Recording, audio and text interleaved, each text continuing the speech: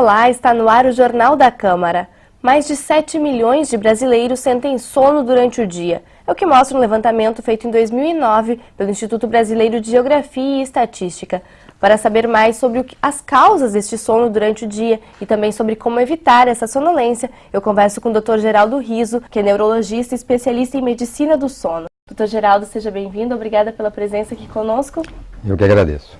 Doutor, então a que se deve o fato de 7 milhões de brasileiros se dizerem com sono durante o dia? Começando assim, existem 4 causas para a sonolência excessiva. A primeira delas, e talvez a mais importante e que represente os resultados dessa pesquisa, é a privação crônica de sono. Ou seja, nossa geração está dormindo 1 a 2 horas menos que as gerações passadas. Então, o fato de nós estarmos dormindo cada vez menos, por uma série de razões, né?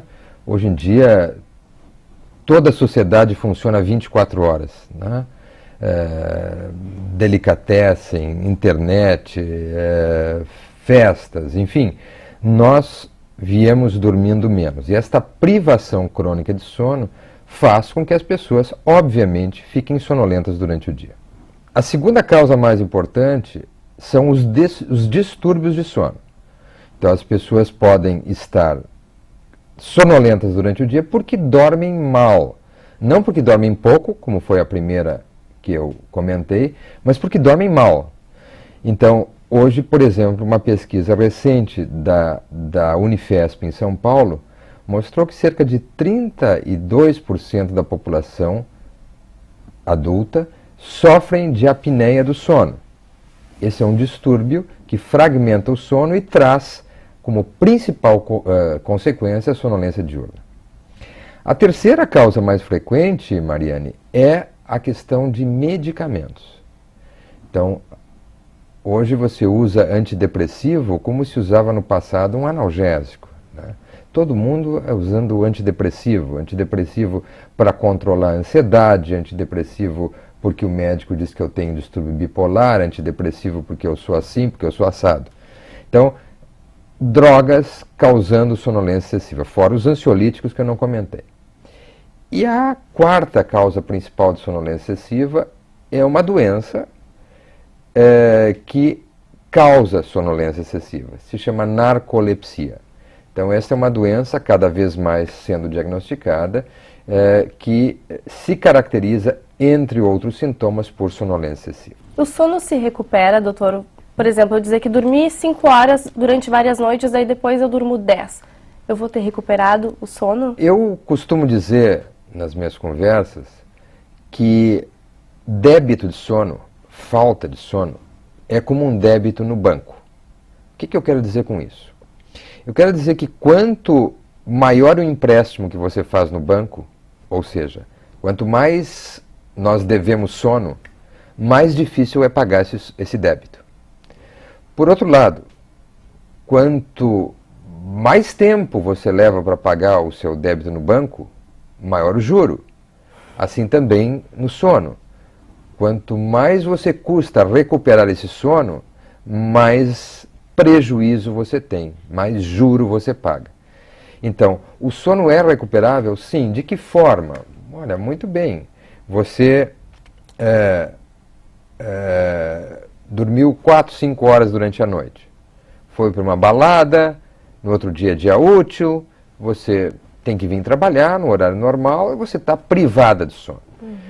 Qual seria a melhor forma? Se pudesse, dormir após o almoço, 1, 2 horas no máximo, né, para recuperar esse sono perdido.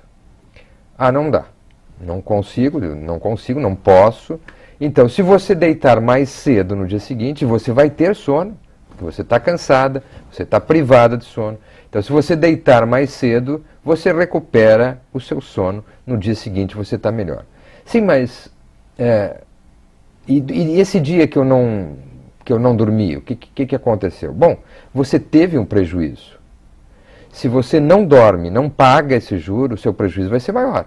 Mas naquele dia você vai estar cansada, mal-humorada, desatenta, sujeito a acidentes, enfim, uma série de coisas que são prejuízos que você tem imediatos ao fato de dormir pouco.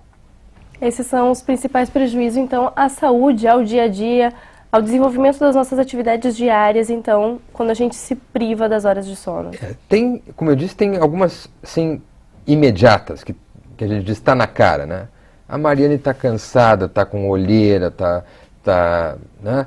E tem outros que a gente não percebe muito, a desatenção, né? O déficit cognitivo, então, crianças, adolescentes, por exemplo. Os adolescentes, você sabe, deve saber melhor que eu, que as baladas na nossa cidade não são sexta e sábado, são terça e quinta. Sendo terça e quinta, o adolescente chega em casa 2, 3 da manhã ou mais, e às 8 horas ele tem que estar na escola.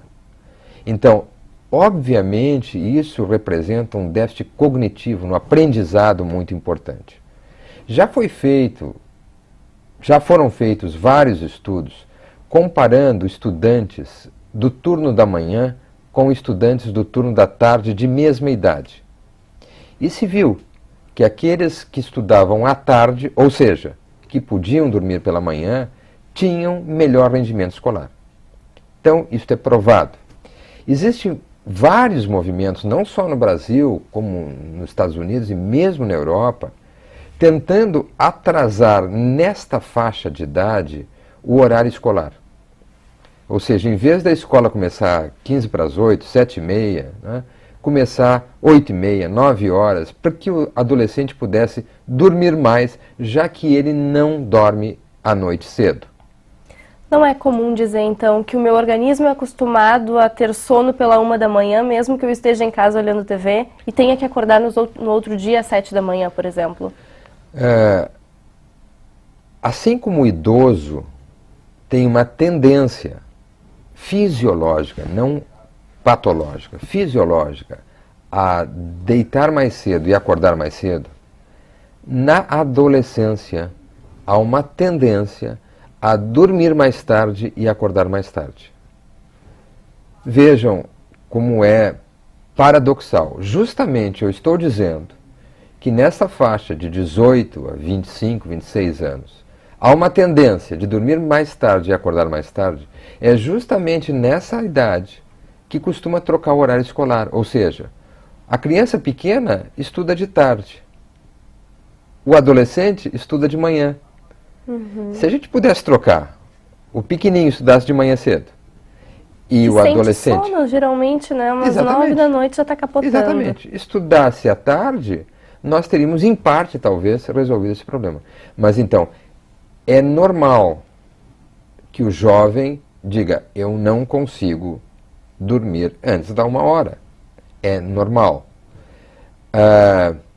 Se ele tem hábitos muito regulares, se isso é em casa, há uma rotina, horário de refeição, pouca televisão, atividades mais monótonas, por exemplo, leitura, música, alguma coisa assim que seja o hábito da família, esse adolescente se habitua a dormir um pouco mais cedo. Agora, se o hábito do pai é ir de notebook para a cama, da mãe ficar na internet até tarde, ou do irmão ficar vendo televisão até as 2 da manhã, obviamente que este jovem vai se acostumar a um horário ruim. E muitas vezes eles me procuram depois no consultório, essa população, esse tipo de paciente vem ao consultório, porque ele entrou numa vida laborativa, começou um trabalho em que ele tem que estar às 8 horas no trabalho. Então ele quer mudar isso. E isso a gente faz de forma, com um tratamento em que nós mexemos no relógio biológico, fazendo que ao invés dele dormir às 2 horas, ele volte a dormir 10h30, 11 horas da noite. E o quarto, doutor, deve ser um lugar para dormir, então? Para dormir, para fazer atividades tranquilas como a leitura, ouvir uma música tranquila. Não é para olhar TV, não é para usar o computador?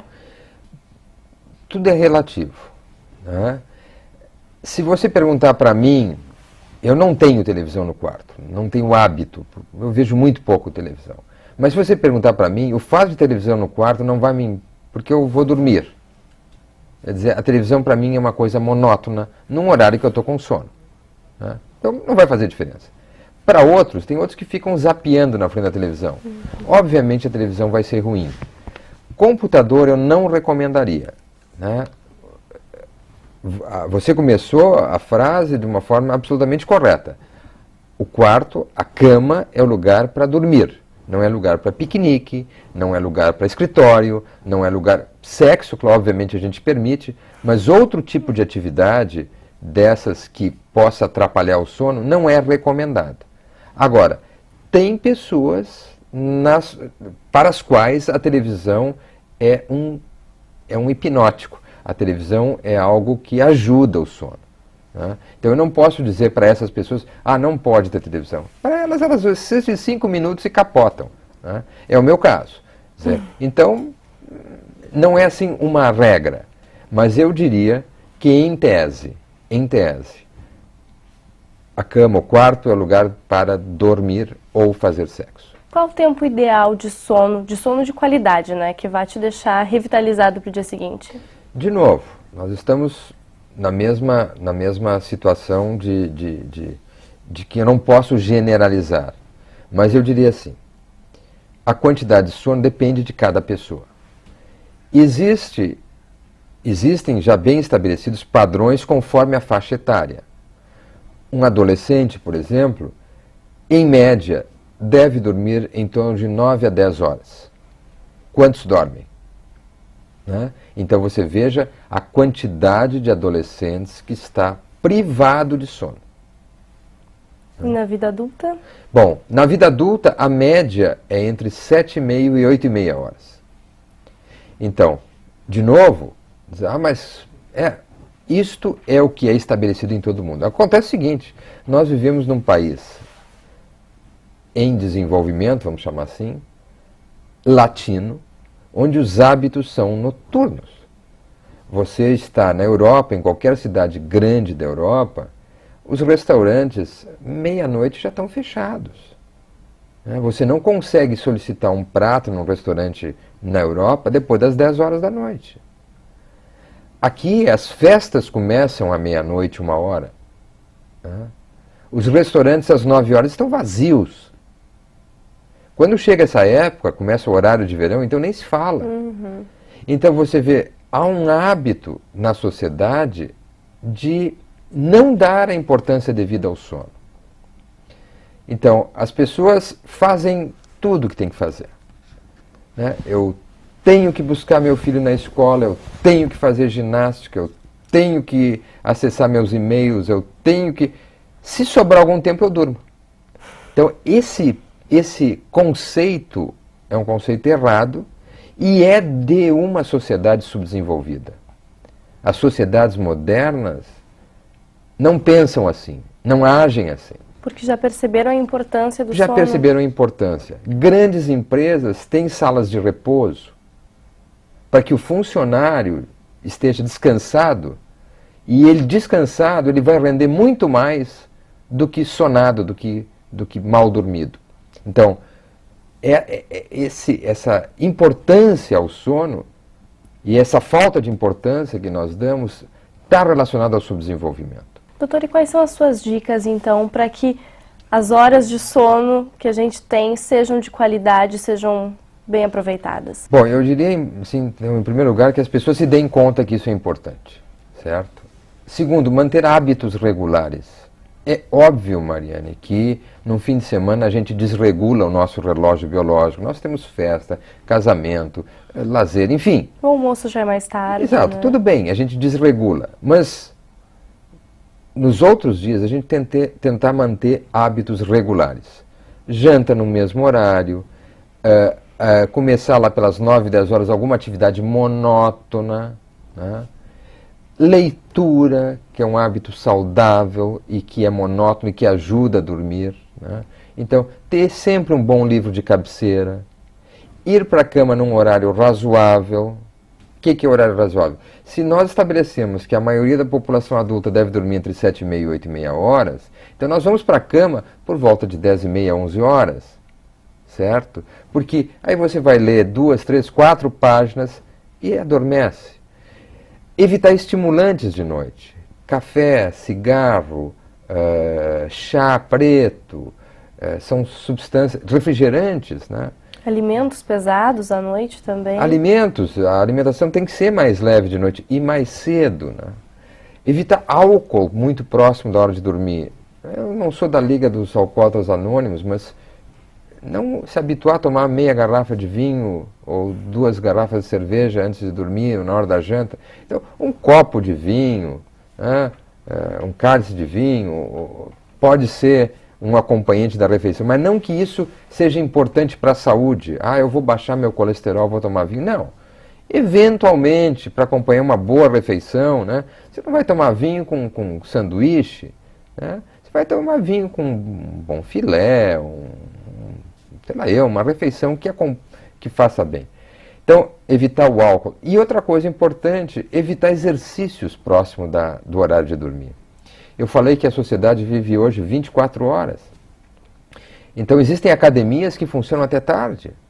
As pessoas saem da faculdade e vão para a academia. Exatamente, universitários que têm o costume de fazer pelas 11 da noite. Exatamente, eu sei que é o horário que eles podem, mas eles têm que entender que não é saudável. Por quê? Porque nós adormecemos em razão de alguns fatores. Um deles é a nossa temperatura do corpo. Quando a nossa temperatura cai, nós temos mais sono. E o que acontece? Se o indivíduo faz atividade física próximo da hora de dormir, a temperatura do corpo sobe e isso afasta o sono. Isso prejudica o sono. Então, não fazer exercícios próximo da hora de adormecer. Doutor, o senhor citou antes os estimulantes como o chá preto e o café. Eles podem ser um importante aliado para que a gente combater a sonolência se ela bater durante o dia. Né? As pessoas costumam usar isso e tem pessoas que dizem, mas eu durmo pouco e não sinto sono. Mas eu tomo 10 xícaras de cafezinho expresso durante o dia. Obviamente, isso não vai acontecer porque é um estimulante. É um estimulante e as pessoas fazem uso. Hoje em dia existem estimulantes, chamar artificiais, mas medicamentosos, né, para que as pessoas não durmam. Então, motoristas, pilotos, algumas outras categorias de profissional que então usam remédios para se manter acordado. Então existem remédios para dormir, existem remédios para não dormir, para se manter acordado.